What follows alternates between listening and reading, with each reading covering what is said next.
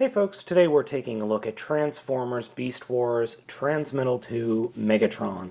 Now you may notice that Megatron here is a giant red dragon as opposed to his, well, let's see, he had a giant purple dinosaur, then a giant purple and gold dinosaur, and now we have a giant red dragon. So I'm going to move the camera here just for a second so I can get in here. I've had to move the camera back quite a bit because this guy's pretty tall. He is posable in this mode, but there are a few reasons why you don't want to really go posing him all that much, and that's mainly because he's really kind of top-heavy. You do have movement here in the dragon head. You can move it around, but it's kind of stuck in this off-to-the-side position because when he was in box, his head was something twisted like that into the box, which was a real shame. There are ball joints here on the shoulders for the dragon arm, and then his claws, or his arms, do move in like this. His legs can move. He's got some good articulation in the legs, which is good. His feet are articulated in these wheels, which we'll talk about in a minute. Turning the figure around, he is actually pretty good, really nice looking, except for the Megatron head sticking off of his butt. I hate that. That's the one thing I truly hate about this figure, is in the Beast mode, you have Megatron's head sticking off of his butt.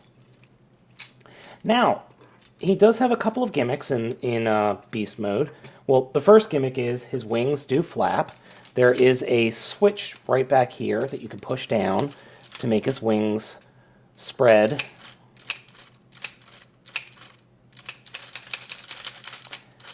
And I like the detailing on the wings. It's very Transmetal 2.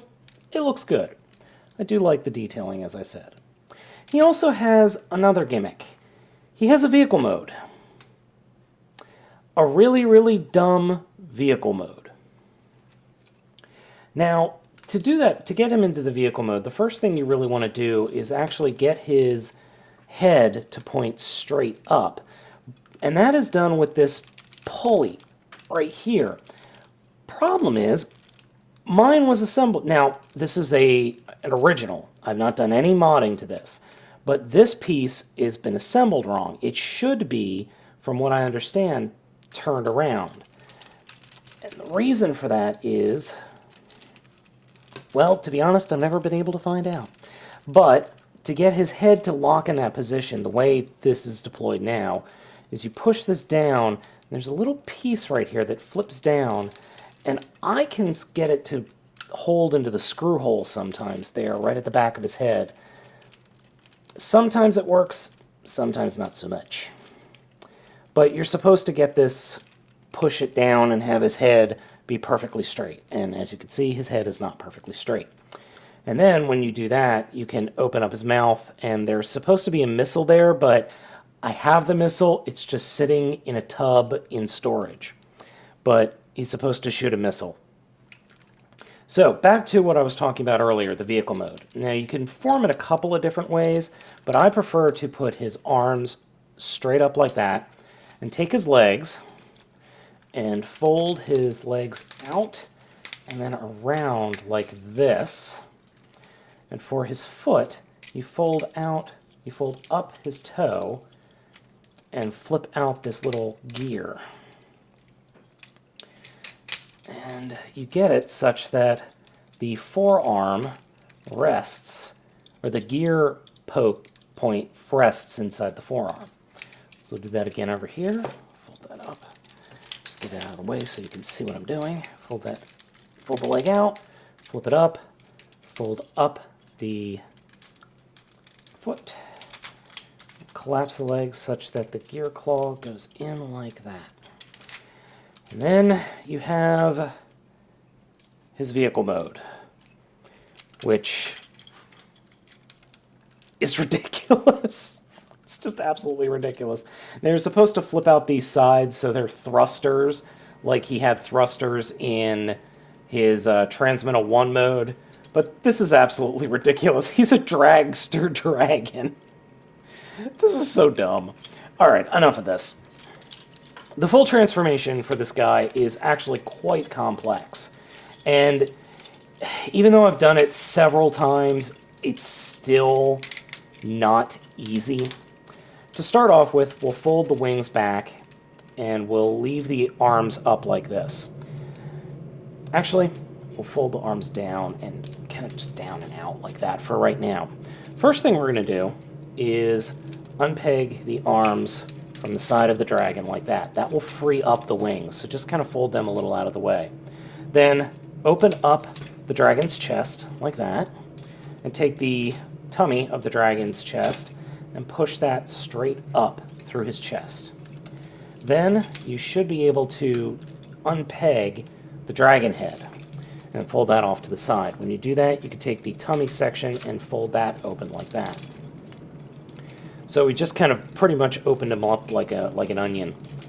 Next, we'll take the legs and fold these down, and these will peg together like that. And then take that whole leg section and flip it up through the middle of the dragon. When you do that, you can flip everything around. Before we do that, we have to close up the chest here and turn it around. Come on, there you go. So we do that, fold that up around like that. Now you see where we're going now. So we can take the legs and we can turn the feet around. Take the wings and fold them up, making sure to get everything out of the way. Take the head, turn it around, and fold it down onto the torso. And fold up the arms like that. He's stuck. Fold the dragon head in, around, and down. Take the arm. Now for the shield here, you want to pull the shield out and flip it around like that. Flip the legs down, and then what I like to do is just take the dragon claws that are in the back and just have them pointing straight down. And you notice that the wings are still loose. There are pegs there, and they peg in to peg holes right on his back. Now, normally what I'll do is I'll fold these in, but just for the sake of showing you guys, I will leave the dragon claws hanging on the back to fold down his dragon tail along his back. And here we have Megatron in robot mode. And fold the feet up like that. So yeah, Megatron in robot mode.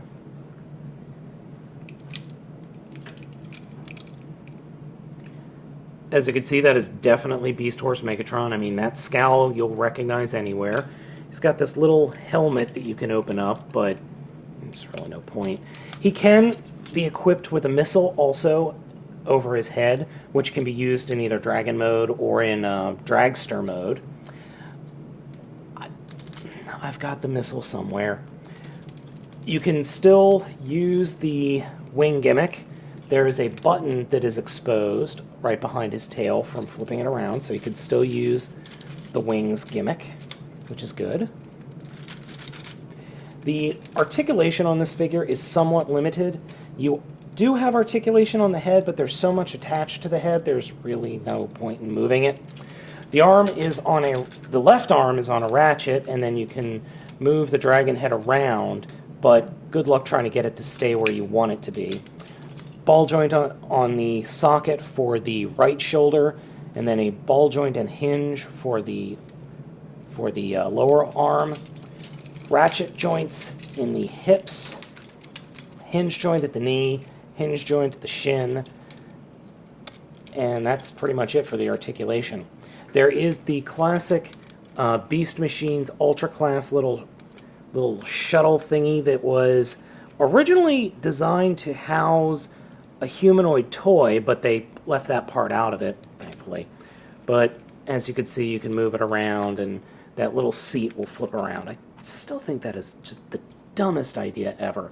If I customized this guy, I would pull that section out and replace it with a nice LED or something like that. But overall, this figure is pretty nice. It is definitely smaller than Optimal Optimus, significantly so. But I don't know. it's not a bad figure by any means. It's still a Beast Wars figure, and I still like it a lot.